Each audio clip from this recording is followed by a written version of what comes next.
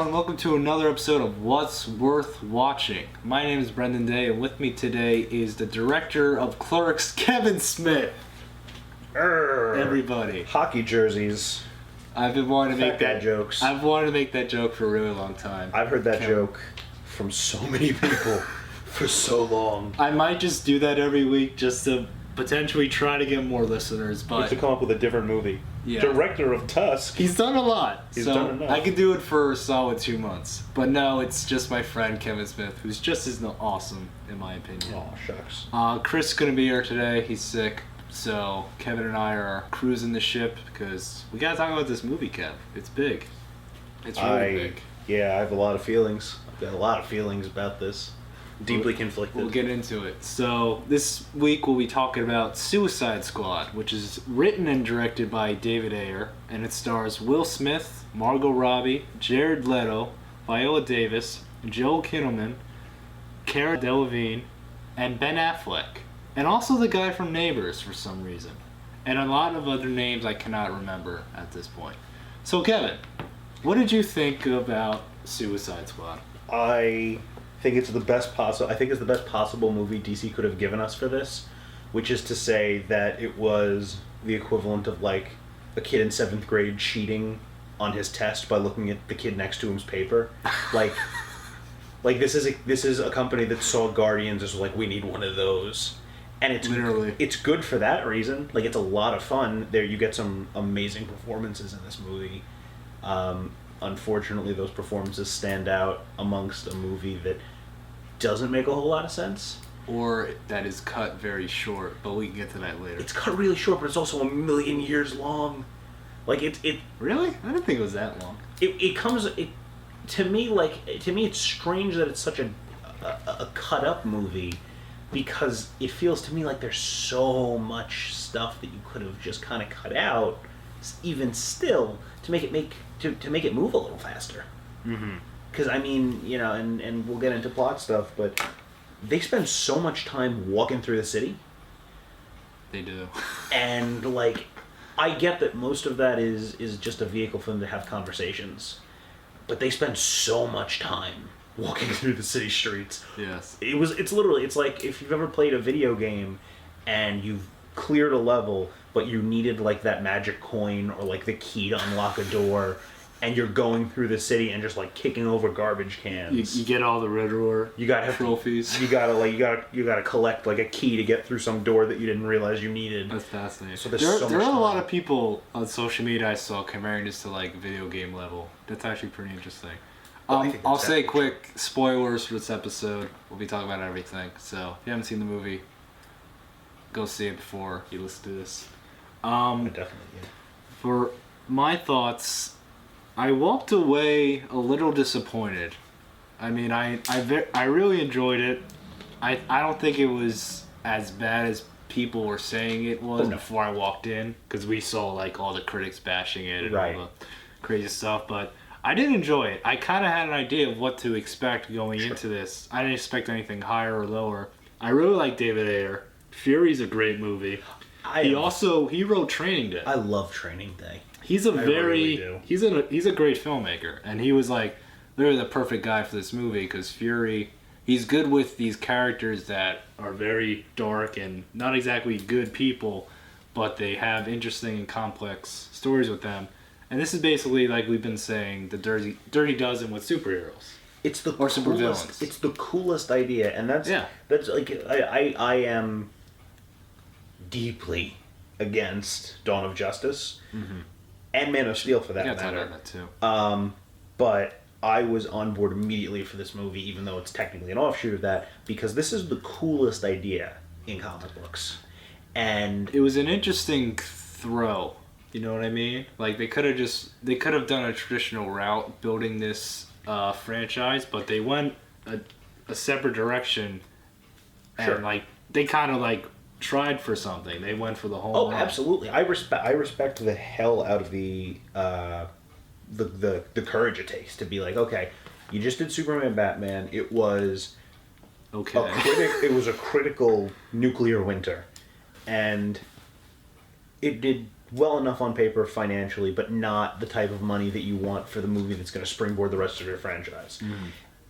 To go from that to this movie's going to be just about the bad guys that we have not ever seen before. So this isn't even Marvel saying we're going to do right. This isn't even Marvel saying we're going to do a Loki-led heist movie, which would incidentally be the best thing ever. I would say, but like, if this is, you find out Jeff Bridges made it out of Iron Man, and we're going to get, what's his name from Iron Man 2. We're going to get the sentient armored person from Thor. Right. Like if that was, this isn't even characters that we've seen developed or to offshoot or whatever. These are whole cloth new characters to people, and I respect the gamble that is. I agree. I think that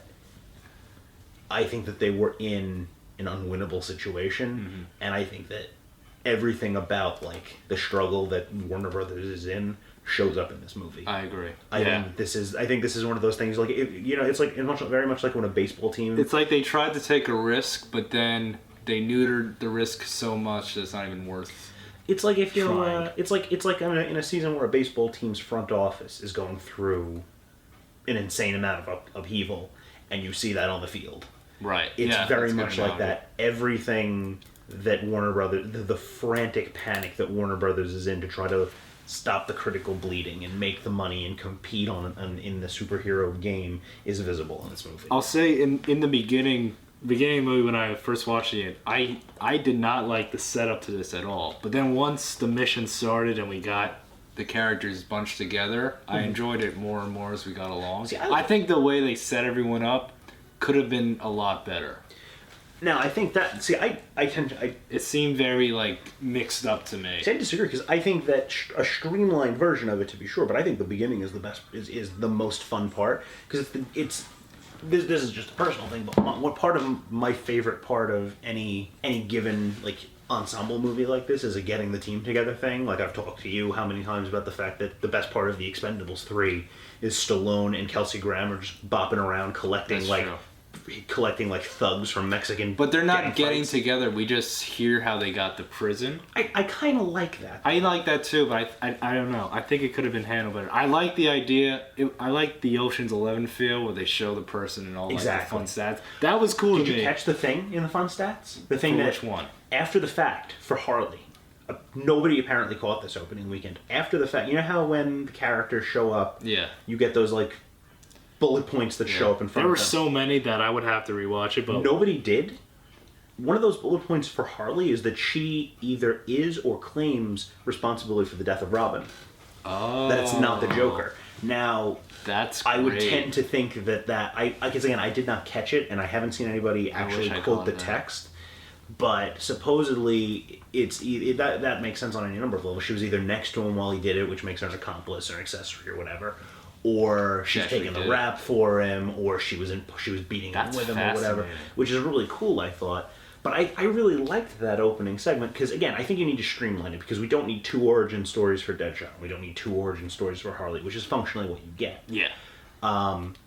But I think this is how, and I'll mention the bullet points. The only one I really remember is with Rick Flag saying that he can hit a 3-and-1 in golf, or like he can hit a birdie in golf. Like it was just a fun stat at the end. Yeah, it was like a joke. That's like the only stat I remember. I think there was one from Captain Boomerang, which was like loves unicorns, which is a joke that we see 4 or 5 times. We'll get to Captain Boomerang later, but regarding how they introduced everyone, there was rumors about different edits for this movie, and one of the edits I've heard was actually the way I thought it was going to be handled and the way I would have enjoyed more. Mm-hmm. It would show more detail on, like, you know how when they introduce Enchantress and Viola Davis's character basically sums up what happens to her, and we see some short clips. Those short clips are supposed to be longer and like the prologue to the movie. Like it starts with her in the woods and she finds this artifact, becomes Enchantress. Cut to Deadshot in the city with his daughter. Batman comes, takes him to jail. And then cut to Harley in the asylum with Joker, meeting him and getting more and more insane. And then we cut to them all in prison. I kind of would prefer a clear narrative to that to get more of them, because it felt very rushed getting them all okay, there's this guy, he does this, and this. There's this girl, all this stuff happened. Now she's here. I think it felt very rushed for those characters, and those were the most important characters. They should have at least stretched those guys more than Killer Croc or Diablo or effing Captain Boomerang, who I think was so useless in this movie. You mean the Justice League thing, which okay, like again, it goes back to the way that Marvel does these things. That's so much better than the way Warner Brothers does. Is the way I was describing it to somebody that I was talking to at the comic book store, which with Marvel you never see the gears turning in the background. Like every time Warner Brothers movies tend to do something like this, anytime the Flash or Batman shows up, you go, oh, okay, I guess this means the Justice League movie's coming. Whereas, you know, when you saw Nick Fury for the first time, it was just you seeing Nick Fury. It was never, oh, I guess there's Avengers coming up. Yeah, it wasn't the norm. Like now, it's expected you do that. And even still, when Marvel does it for something like the Winter Soldier, when they're roughing up Agent Sitwell in the Winter Soldier, and he goes, we keep tabs on all kinds of people, Stephen Strange, Yeah. Nobody ever stops and pulls the thing Bugs Bunny used to do, which is basically just like mug for the camera and go, ain't I a stinker? Which is what the Flash thing felt like. It was like, yeah, Justice League movie. That reminds me. Get hype. That reminds me of Batman v Superman when Eisenberg's like, "Wow, that's a good grip. You definitely don't want to get in a fight with this person." Right? AKA Batman, Superman. Lampshading is something you can get away with when you are actually at the top of your game. I did like the little Flash cameo in this. That was actually pretty unique. I hate that costume. I hate that costume. It's okay. I hate the armored... I personally hate... It's Injustice inspired. Anything that complicates most of those original costumes. The big seven of the Justice League... And whether you want to include Cyborg or Martian Manhunter is entirely immaterial to me. The right answer is Martian Manhunter, but that's just my opinion. Those costumes are classic. Those costumes are iconic. Those costumes don't need more seams. Those costumes don't need belts or new collars. Those costumes are what those costumes are. The S-shield that Superman has is recognizable the world over because it is iconic and simple. And that goes for all seven of those characters, with a possible exception of either Martian Manhunter or Cyborg. The Flash is one of those. The Flash is the red suit, the yellow boots, the lightning. I don't need armor pieces. Yeah. I don't need a visor coming over his... They gotta modernize it, I guess. I guess you got to, but at the same time, how much is too much? Yeah. I did like Deadshot's outfit. I love Deadshot's outfit. And I thought I was going to have a real problem with them, because I love that costume. I love the costume design that Deadshot had for years before it was reintroduced in the New 52. Was designed by a guy named Marshall Rogers, and Deadshot had been in the comics this like tuxedoed like dandy who gets thrown in jail in the 50s, and he comes back out at a point where DC was revisiting a lot of its characters, and he comes out as this fatalistic hitman, and he's got this amazing white helmet with the scope eye point, it looks great, and the wrist mounted guns and everything, and that's such an amazing costume. And when they cast Will Smith, I was like, oh, so he's never going to be wearing that helmet. You know, I thought the same thing, but there were times where he put it on. The way they introduced the way they talk about the helmet too, which is when I put this on, someone dies, and that's not a pleasant thing for me. That's a really cool thing. Yeah, that's a nice little line. I will say Will Smith was great in this movie. This is probably the best Will Smith's been in a long time. To be honest, yeah. I can't think. I'm still shocked he did this. Like, yeah, because he's a great movie star. We all know that, but he's one of the biggest egos in Hollywood. And to be in an ensemble like this... He's famous for a movie... To not take, like, the main top billing is not common for him. But he's famous for only taking movies where he's sure that he is the top billed, top star. But I loved him in this. Like, even though he brought his charisma that he brings to every film, like, I think he helped this movie a lot more than people think. Absolutely. This was... And we should talk about the interaction that the commercials had with what the movie actually was. Yeah, we can get to that. Yeah, but this movie going in would have you believe that this was a Harley Quinn and Joker movie that happened to have some other guys in it. Yeah, which to everyone's benefit wound up not being true, because this movie needs like all movies need, especially ensemble movies, a point of view character, especially if you're going to be telling these people about a world. And Deadshot seemed like the most grounded. It wasn't going to be Harley. No. It can't be the Amanda Waller. And God bless him, it was never going to be Joel Kinnaman, because Joel Kinnaman is in the movie. Yeah. I guess. Wasn't he the RoboCop? The new Yeah, he was the RoboCop? remade RoboCop. That's great. Which is, I really think. That's an underrated reboot. I like that. I like that more than That movie should be much better than it is because. the ending. Kind of fell apart. Well, here's but- the thing: you have all the pieces in that movie to make a really interesting version of RoboCop that revolves around drone warfare, and you don't get that you missed at that all. opportunity. And you also they get brilliant pieces. They get the only time that movie comes close to the satire of the original is the Jackson bits. Right. And they're so isolated that I mean, it's great that they bookend the movie. They're so isolated and separate from everything that you don't ever feel like you're getting the satire that the original. movie was. Back to the characters. What do you think about Harley Quinn as a character, just in this film, not in the culture alone, but how she was portrayed in a film like this? She was very entertaining. I think Margot Robbie. Margot Robbie is Margot Robbie. She was perfect for this. She's role. great. I think that there are questions to be discussed by people more qualified than us about what specifically, and if you want to talk about this character just in context of this movie, what specifically the feminist and what Yeah, specifically the we should have ramifications brought someone are on. of that character, because Yeah. I would have to imagine that if you're looking at this with any kind of a critical lens, that it's not great. Mm-hmm. But then again, that character It's is a interesting. portrayal of someone in an abusive relationship. Yeah. So if you choose to look at it like that, it could be relatively honest. But she still held her own. Like she was one of the I think coolest she is teammates on the team. I think she's better than this movie, to be honest with you. I think that if you go back and you look at her dialogue, I think when they were sitting around writing that movie, the people who were writing the punchlines for her were convinced that she was going to sell it based exclusively on her being gorgeous, and she is, and she does.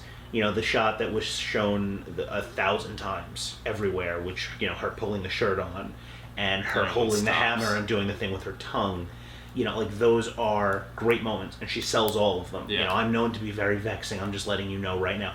Every one of those jokes, though, feels like they half-assed it, because you don't have to write a funnier joke for a girl that pretty. Right. I think that if they had sat down and said, we're going to write legitimately funny material for her, they could have come up with something much better. I totally agree. I did like it was like a short little bit when they introduced Harley. She's actually wearing the outfit from the animated series. Did Yes. you catch that? Yeah, when they're It dancing. was, like, that's bizarre. That's actually a callback to a specific cover, the That Alex artwork, Ross right? poster, Yeah. where he's in the tux and they're dancing. It which was is a cool, gorgeous but it was piece. kind of bizarre at the same time. It was. It had a very felt, surreal It felt look. jarring to me. It had a very surreal element, which I think, if I was the people behind the Suicide Squad, everything about the Joker was, for me, everything about the Joker was very jarring, very creepy, very off-putting.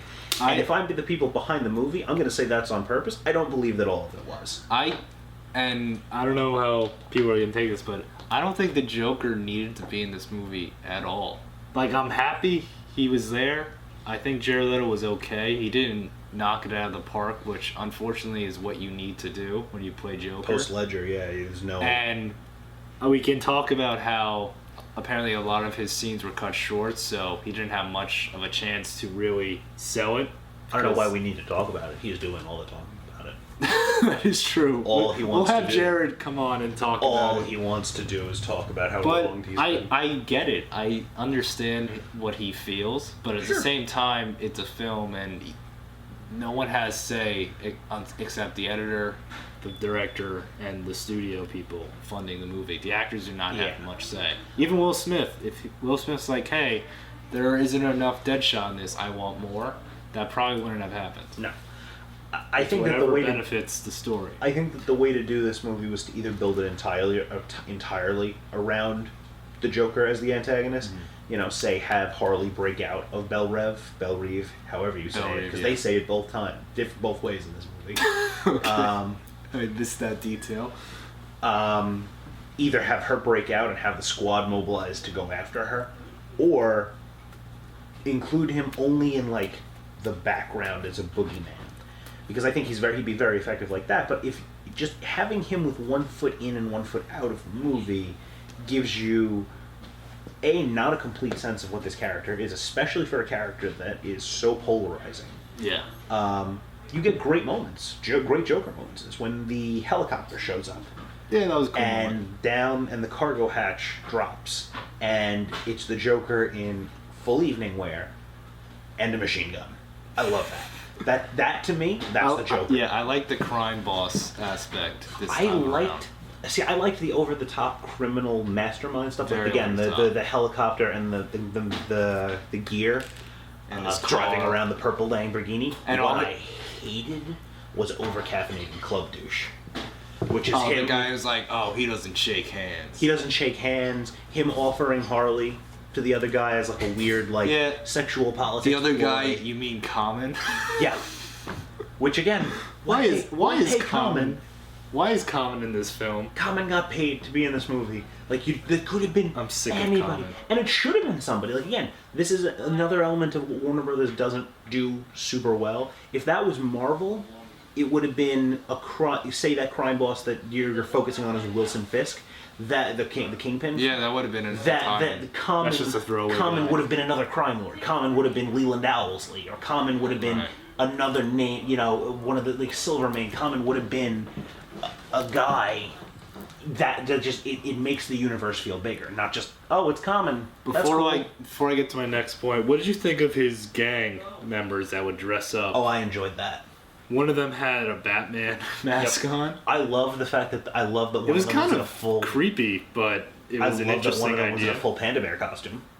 Where's that guy's spin-off? I would watch that in a heartbeat. How do you shoot? How do you aim so see? well? How do you see? I guess you don't. I guess that's how crazy the Joker's henchmen are. Yeah. That's fine. I I'm good with kind that. of, with the Joker and Harley parts, which whenever they were on screen together, I liked a lot.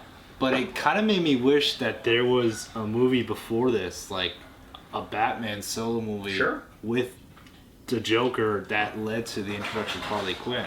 I think that Because they kind of rush her backstory a bit, which is okay, but it would have been more fascinating to know a little bit more about her and to see her start from this Batman solo movie as like a small character to become a major character in this. That would have been a little better. sure. No, I think they agree. missed a huge opportunity with that. And I think that same sentiment that you and I both have is exactly why Batman is in this movie as much as he is.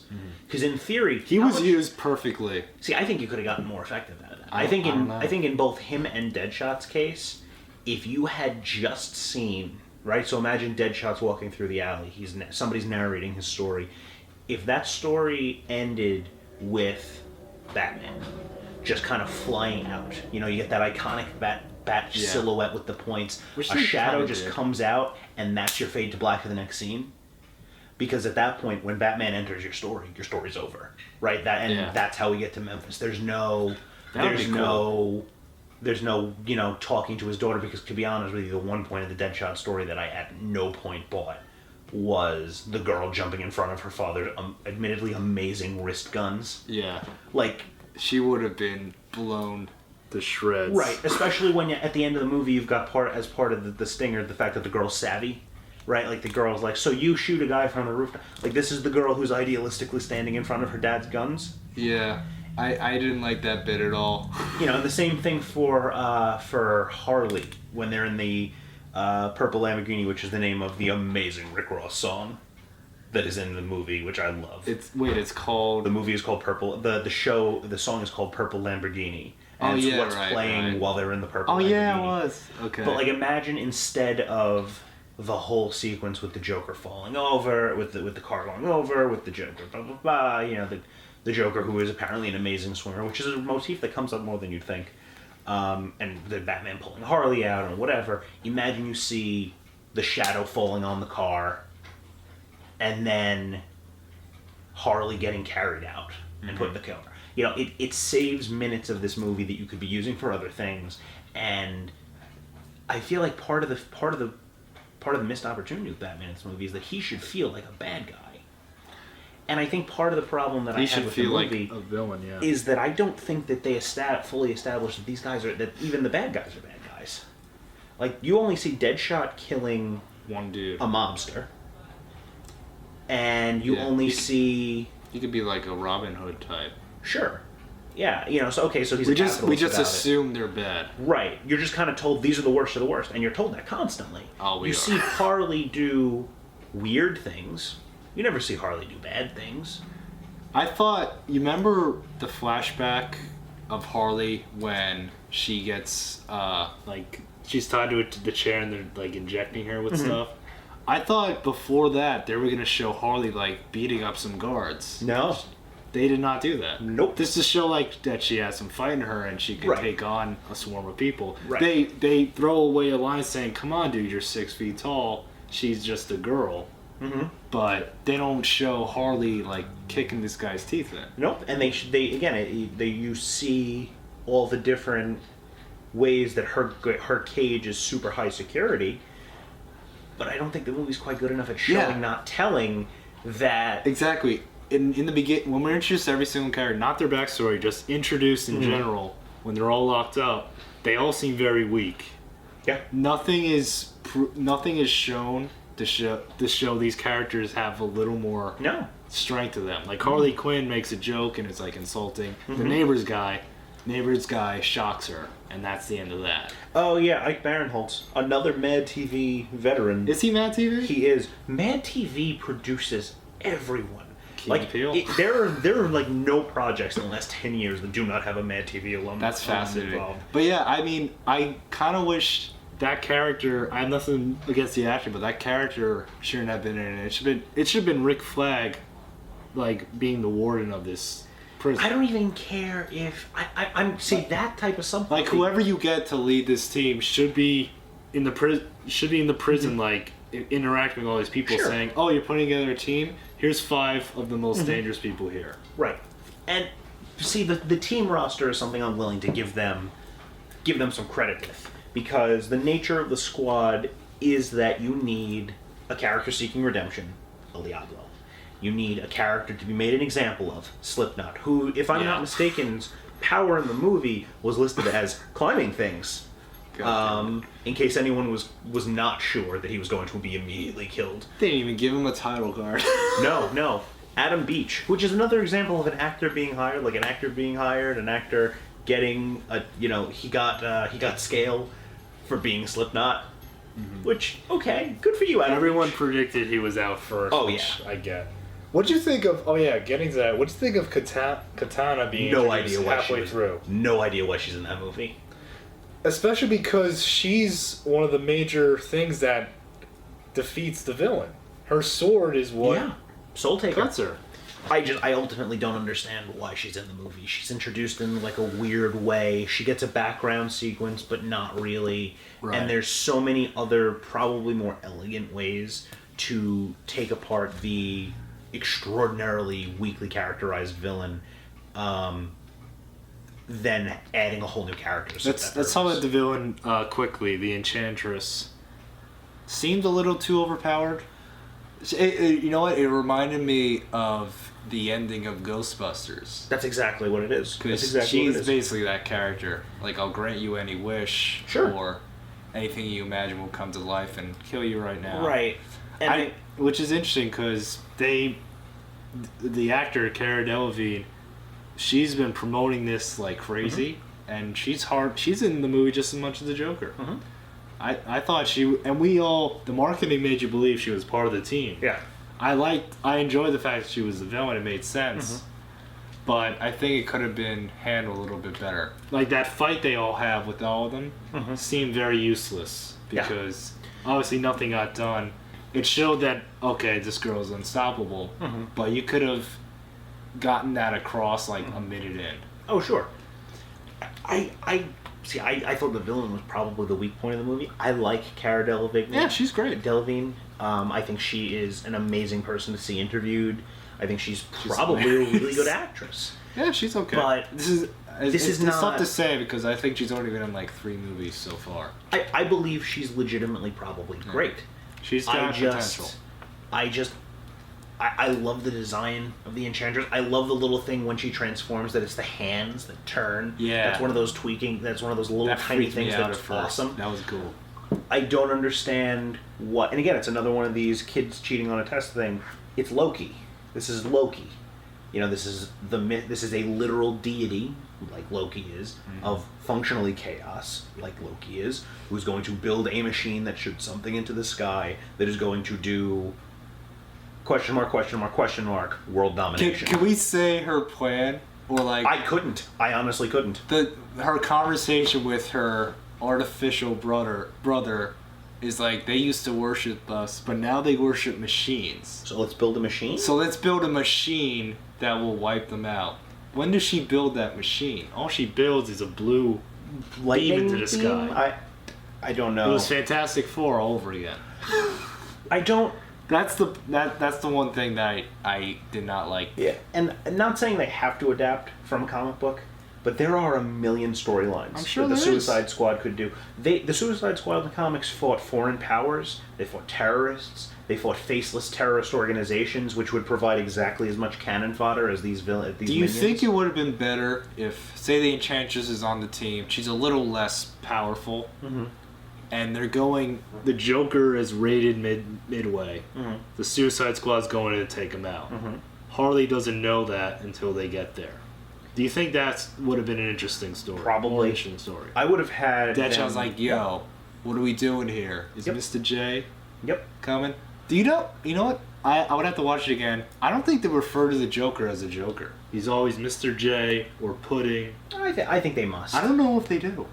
I don't know. Maybe Viola Davis says it at one point. Could be. But Viola I Davis, missed that who is part. the only person in this movie that you actually see earn her credit as the worst person in the world. Oh yeah, when She guns down her own people, And why does she do that? so they don't know that she did what she did. Which was what? Have the team come rescue her? I think. I hated that part. That Yeah, drove that me- it was going to be. I was looking for, okay, which, again, this is another thing. Which DC Comics universe character is it going to be? Are they going to save Lex Luthor from some high security prison or something? No, it's just her. Why is she in Midway City? Don't worry about it. And also, then- when you're in a helicopter, why do you fly so low to the effing ground? Oh, I love that 3 helicopters go down in this movie. 3 helicopters go down. That is an unreasonable amount And of they all helicopter don't need to crashes. go down because none of Nope. them are killed off. Nope. I Nobody just- dies. I just Nobody realized dies in that those now. helicopter crashes. But you know when they do die? When they disobey the team and when they blow up. Yeah. Even if that's, you know, and there's a bunch of team members even then who exist in a weird, like, they count but not really state. I kept waiting for Croc to turn around and bite something's head off. You know, Yeah, get his version of the that. puny god moment from the Avengers. He does nothing. He does nothing. He does nothing. He At the throws end, stuff. he throws things, which is the literal skill set of a different member of the team, Captain Boomerang, whose powers Let's include being go. a soccer hooligan, which, don't get me wrong, totally in for. I love the douchey jacket. I love the sipping red stripe. And Love it. this is weird because I thought Jai Courtney was okay in this movie. I love him. I don't like Jai Courtney, but this character was completely useless. Except for the drone boomerang he has. Yeah, For no reason. That's the only thing. Deadshot could have easily like shot a mini camera into the wall, Right. And that could have been the thing. Like they had nothing to do for him. I love him. I love that he's there. I love that I he's just think the he didn't bum do of the that at team. all. There's no reason for him to be there. There's no reason. And again, why is Croc there? Croc is there because you wanted a good-looking monster on You your want a team. muscle. But when do they use him for that? The, At no point are they ever in a position where they need that guy, because Will Smith clears out the entire city of monsters Yeah. from the top of that car, which is an Yeah, amazing what did you sequence. think of the two? We basically have like 2 fight moments where like the henchmen come out to attack everybody. They kind of felt very repetitive. Like It's they video all, game They levels. all venture off. They get some cool shots. Rick Flag gets captured. Willis was like, "Hey, everyone go help Rick Flag because if he dies, we die." Yeah. They all do it, and then one person overcomes everyone and wipes them all out. Deadshot and then Diablo. It's literally it's the same thing. it's a video game sequence. It's you and it's a protect the asset mission. Is this, may I say, the sucker punch of the DC expanded universe? I don't know about that, because I think, from my personal opinion, I think this is the strongest movie in the thing so far. Dawn of Justice is a mess. I And say John- I still think Man of Steel is the best one. This is second. I just have. I know Man of Steel Steel is over time has worn a little thin, but it's still some parts still work. Yeah. But we can talk about that another day. We should talk though real quick about the editing process of the movie. because that's what I want to get to. And the editing, which is something I want to pursue a career in, the editing in this movie is terrible. It is. It's so bad. Absolutely terrible. And I think that part of that is what we learned after the movie came out, when they were definitely not apologizing for the movie, but functionally apologizing There were for the movie. 3 separate edits competing for the theater. That's fascinating. Allegedly, they had gotten through. There were three edits of the movie. They had chosen one. They had submitted it to a company. I'm not sure what the company is, who edited the trailer. And that was the trailer that we all remember as having Bohemian Rhapsody in it, Right. which I did not realize was on the soundtrack, performed by Panic at the Disco. Yes. Which is... funny. It's okay. It's okay. Funny story about that. 2 years ago at Oneonta, they had the Illfest concert, and Panic at the Disco was the artist that year. It's actually a decent get. He covered Bohemian Rhapsody. It was amazing.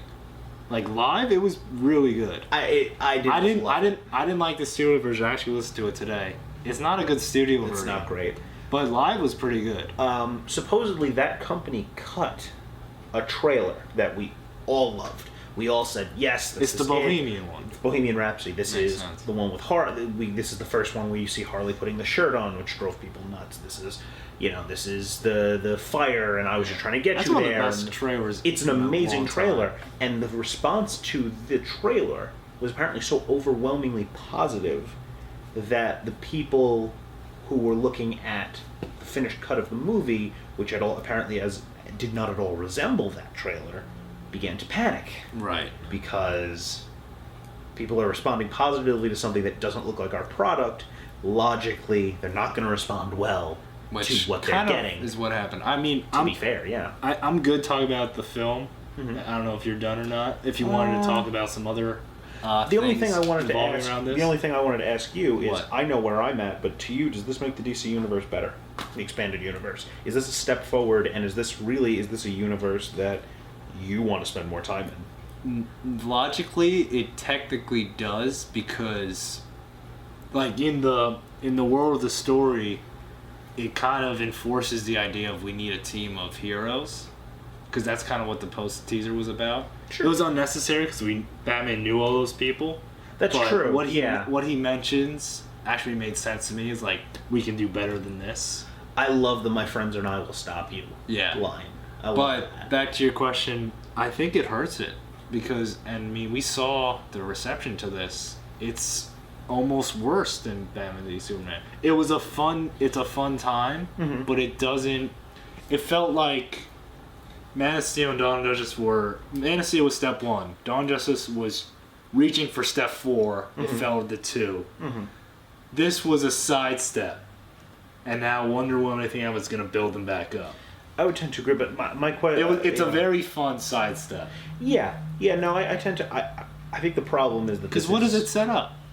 It's just a cool Justice League. It's just a cool little side bit of, this Sure. is the world post Superman's death. Mm-hmm. And I don't need everything to build into everything else. Ant-Man didn't build anything really. You got that line at the end about, we got a guy that crawls up walls, which set everybody that off, was which best. is great. But Ant-Man, in and of itself, there was nobody in Ant-Man that's like, thank God the ants found this Infinity Gem. There was no direct building Why there. did that not happen? Right? How great would it have been if it was just in Hank Pym's backyard?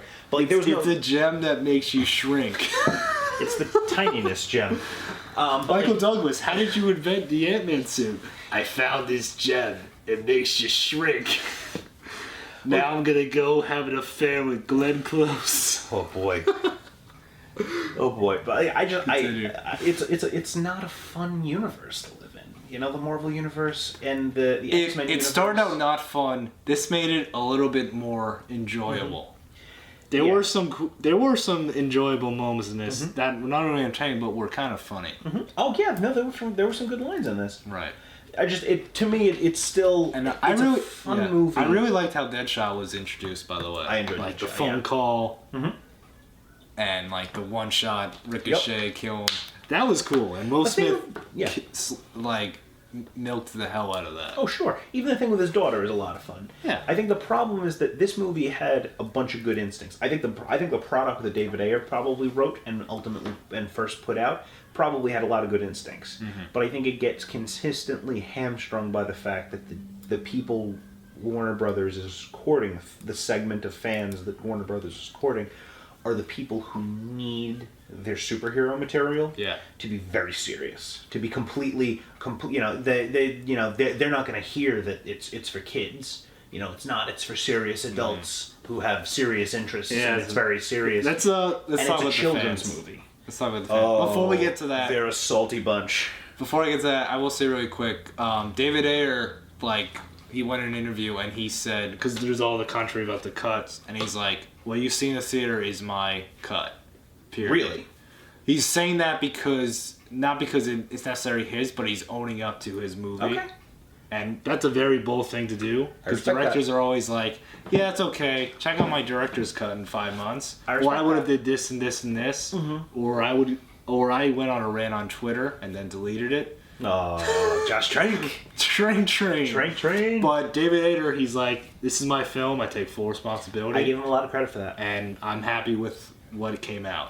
Changes happen, but that's that. And I really respect that. Yeah, no, you got to respect that. So, Oh, good, but no- way to go, David. Oh yeah. We're rooting for you, pal. Oh, the fans assaulted though. But yeah, back to the It's a fans. salty bunch. So let's start with the first thing was the Rotten Tomatoes, where when all the critics released the reviews on Rotten Tomatoes and they got the really bad score, fans went wild, and one fan started a petition to have Rotten Tomatoes be removed because of its backlash against DC. And it got over 1,000 signatures. I think it was much higher than that. Probably more. But what fascinates me, it was signed by people who haven't even seen the movie yet. Also, by definition, it's signed by people who do not understand what Rotten Tomatoes does. Yes. For those that don't know, Rotten Tomatoes is a website that collects all the critics' ratings and all the critic scores from over 1,000 different critics that are certified, of course, either online or print media or television or anything sort of like that. They take all their scores and all their ratings and they kind of average them out with the audience ratings, which you can make yourself, and the box office ratings to give you a score or a percentage. That's either certified fresh, which is, I think, 70% and up, or what's the other thing? Just rotten? I think it's anything underneath. Yeah, I think so. Which is a very cool website. It's not always right, but it's an interesting thing to look at if you're unsure about a movie, because it gets the critics and the audience's reception to it. And I People think, don't get that. No. And according to The Wrap, as of August 3rd, 11,000 people don't get that. Wow. Which And is also disappointing. Do you know John Campea, Kevin Smith, the guy who does Collider Movie Talk and all those things? Okay. Very famous movie commentator. He went on a rant on his YouTube, and he pointed out the companies that own Rotten Tomatoes. I don't know if you're gonna find this fascinating. The companies that own Rotten Tomatoes, there's two. Fandango, which is their business strategy is to have people buy tickets to any movie, and Warner Brothers. They both own Rotten Tomatoes. Womp. So why would they have a backlash against their own property? And listen, I think that there are a number of reasonable ways to make a case that Rotten Tomatoes does not necessarily reflect what you should and should not see. Because, hey, listen, make your own decisions, right? Also, should there probably be something besides a binary for Rotten Tomatoes? Maybe. Fresh or rotten, maybe there should be a middle point, because I have seen a ridiculous number of movies that I don't consider bad, but I don't consider great. Yeah. There should probably be a middle middle thing. But these again, you don't. I don't know that a lot of people outside of a very tight knit fan base. I work at a comic book store, a very tight knit community. I don't know a lot of people would see, but the amount of circle the wagons, if you're not with us, you're against us mentality that has shown up around the It's DC bizarre. expanded It's universe. awful.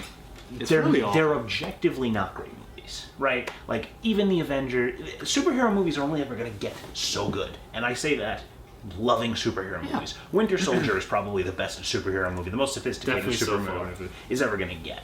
The Avengers is my second favorite movie of all time. It's only so sophisticated. Yeah. They're not great movies. They're not works of art.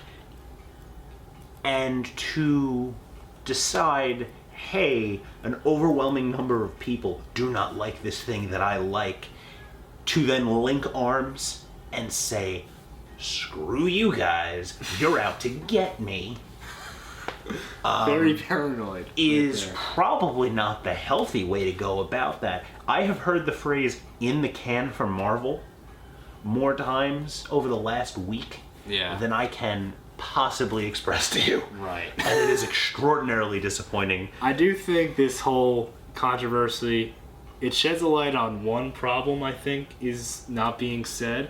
Is that there's a lot of critics and they have their own opinions. But I think their opinions are being formed by everyone else's perception. Like, I kind of think there are some critics, especially like the less popular ones, that are saying certain things about certain movies that they may not totally agree Oh, sure. with just to gain a sure. little more popularity. Oh, I think sure. that's a big problem. I think a lot of the second wave, I think, after Variety, after whatever, after the Not rap. even that. Think of all the lower like people that do this on YouTube. People like us. Right, exactly. That just say they like a movie or they don't like a movie because it's a cool thing to do. Right, I think that after those guys came through, I think that second wave of people were definitely trying to use a language that would get attention, right? Right. You know, this movie is not the greatest movie of all time. It's not an atrocity. It's not a war crime against film. No. It's just a movie that doesn't necessarily hit all its marks. People should be happy this movie even got made. That is what I've been trying Try to pitching express to people for so long. There's so many people who are willing to just jump on the head of any superhero movie, any genre movie. Warcraft was a great example. That doesn't perform gangbusters. 10 years ago, 2006, we had nothing. Functionally nothing. 2006. You know what came out in 2006? X-Men The Last Stand. Ugh. Superman Returns. Ugh. You know, before that you had gotten 1.5, because I think you can definitely count X2 and probably count And Spider-Man. too. most of... Yeah, okay. So you have a handful of workable comic book movies. You also get crap like the first Hulk movie, the Ang Lee movie, which, love Ang Lee. I have no idea what happened in that movie. Yeah, that movie's bad. Ghost Rider. Ghost Rider, which I will love dearly forever, but is not a great movie. Yeah. You have to understand that if this is what westerns were in the 60s and the 70s, this is what gang movies were in the 80s, in the 70s and 80s. This is a genre. It's action movies in the 90s. There are going to be crappy ones, and you have to understand that sometimes the ones you like might be crappy. Like, I fiercely love Iron Man 2. Iron Man 2 is not a Really? great movie. I love Iron Man 2. I enjoy Comedy. it, but it's certainly not as strong as some others. It's not as strong as the others, and I got to admit that. For me, the comedy lands. I love the original War Machine suit. Yeah. I love Justin Hammer. I love Sam Rockwell Sam is the Rockwell as best. Justin Hammer. He's one of the best I actors think ever. that the Stark Expo scene is the best Tony Stark we've ever seen. You know, the lands out of the suit with the Yeah. kick line girls, AC/DC playing the Shoot the fireworks, crap. talking about remaking the world. That's the Tony Stark moment for me. That is cool. Yeah. It's something that I very closely associate with what I like, but it's not a great movie. You know, Mickey Rourke is ridiculous. Those drones definitely killed millions of people. You know, they just blew up in the entirety of Los Angeles. The shattering glass from the Well, dome already killed That 100 was people. that was Flushing, actually. Where they were. Is that supposed to be Flushing? It's Flushing, New York. Oh. Did they actually film it in Flushing? Because I don't think they did, like but Flushing. they mentioned in the press conference. Oh, right, 'cause actually, it's supposed to be the World's Fair yeah. site. Actually, Olivia Munn mentions it because she's in the movie before Oh, she Olivia was Munn. Cyclops. Yeah, she's the best. But like, you got to understand, and it feels very angry and it feels very toxic. And we won. People are angry. The geek people won the culture Yeah, war, and just- we need to start just acting enjoy like it. it. Can we get really quickly to the thing we heard about recently, where there was a fan on Reddit who is attempting to try to sue Warner Brothers because he felt he was falsely advertised for this movie. I love it. I don't have the full thing with me, but he mentions several scenes that are in the trailer that aren't in the movie, and that he thought sure. more Joker was supposed to be apparent, and that he was sold that more Joker was going to happen and didn't happen. So he wants to sue because he felt like his time was wasted. Well, I can tell you as a prospective law student that I would love to see that go to trial. I would love to see that. Well, Your Honor, there was not enough clown murder in this movie for me. What is fascinating is you can make that case for Fantastic Four. Oh, you sure. can make that case. You should make that case for I Fantastic remember Four. I pitched to Cracked and an article called 6 movie trailers featuring footage you'll never see in the movie. It never went through because that's when I realized that it's not in the movie because when they make these trailers, they're making it so far in advance. Mm-hmm. They have literally no idea what's going to get cut. They have no idea. Well, all they have Four, you are could cool shots. Fantastic Four, you should sue because you were promised a movie and not a drunken tantrum caught on film. That is true. But like, I understand these marketing teams. They just get cool clips of whatever they just made, and they just have to make something cool. That's their job. I happen to love, like, in like a narrative sense, like what makes for a great story. I happen to love the fact that the trailer people managed to turn out a more entertaining product in some ways. They have, I will argue, like, they have more to work with. They can use cool music. They can cut on music. They can cut to more action. They can give you those big sound effects like the whoosh and the bang and the bong. Yep. And they can make they can direct all of your attention to a mediocre punchline and make it great. Do you know what's considered one of the greatest trailers of all time? Into the Furnace. Out of the Furnace. Out of the Furnace. But no, Star Wars: The Phantom Menace. Oh yeah, no, absolutely. That trailer is amazing. The trailer is amazing. awful. Because what does the trailer lean on? The trailer does not lean on baby Darth Vader. The trailer, not a little bit of that. You know what that trailer really works on? What? John Williams. Right. Yeah. And the only thing that is perfect in every Star Wars movie is John Williams. That's true. Even Force Awakens. Even the I have Force the Awakens. soundtrack. It's great. I don't think it's as good as the work he did for even especially the prequels, because talking about Duel of the Fates. Duel of the Fates is amazing. Right. Everyone should do everything set to Duel of the Fates. I agree. But it's flawless. There's nothing to pick apart on it, and that's what that trailer leans on. So, just like this trailer hit me where I live. The Suicide by Squad doing trailer. the Suicide Squad trailer hit me where I live by leaning heavily on dad rock, and not just regular dad rock. They then went to obscure Wayne's World scale dad rock with Ballroom Blitz, which should have been in the movie. Yeah, I'll probably use it for this podcast. But can we conclude that this fan outrage is just It's insanity. It's insanity. it's also useless. Like, Oh, you're not going to get anywhere. Again, I would love to see It's that not go to gonna get trial. anywhere. Your Honor, they promised me more of the Clown Man. They promised it, Your Honor. It's laughable. It's. I understand. I've accepted the fact that most, like, if things get cut from the movie, that just happens. That's just the way of the system. I understand. And it's no one's fault. I understand how you get there mentally. Like, I understand why you might feel that you're being wronged. At the same time, you have to look at it in perspective.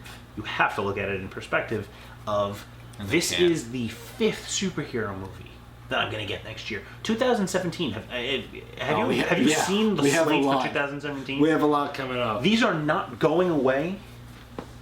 You've got 2 DC movies. It is okay to call yet another mulligan on this and say Wonder Woman is going to be great, because Wonder Woman, that looks great. as far as I know, is going to be great.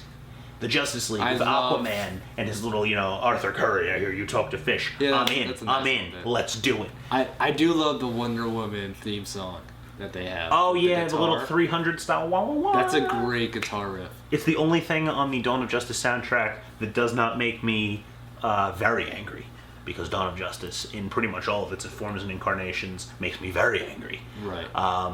But that little guitar thing, because again, everything Gal Gadot does is great in that movie. She shows up with a cocktail dress. She's fucking around with Bruce Wayne, and then all of a sudden she pops out of absolutely nowhere, takes a shot with the shield, kind of does like one of those like action movie, like cricks her neck, wipes the blood off her leg, and just starts wailing like a banshee and runs into combat. That's great. That looks good. Everything she does is perfect. But So let's wrap this up. Sure. So Kevin, Suicide Squad. Do you think it's worth watching? I do. I think you could reasonably walk into this movie knowing a ton about the Squad or nothing about the Squad and enjoy watching it. It's not perfect, but I think you'd get something out of watching it. I also agree. I'm gonna say this movie is worth watching in the theater because there's enjoyable parts to it for comic book fans and for non-fans. Like, there's a lot of things that non-fans could like. Will Smith's in this movie. Sure. There's cool action parts. The characters are unique. Mm-hmm. There's just one more thing I wanted to put in. Yeah. We've talked a lot about most of the movies we've talked about being FX movies. And last time, I think Chris said, one of these days, we'll get a Spike movie.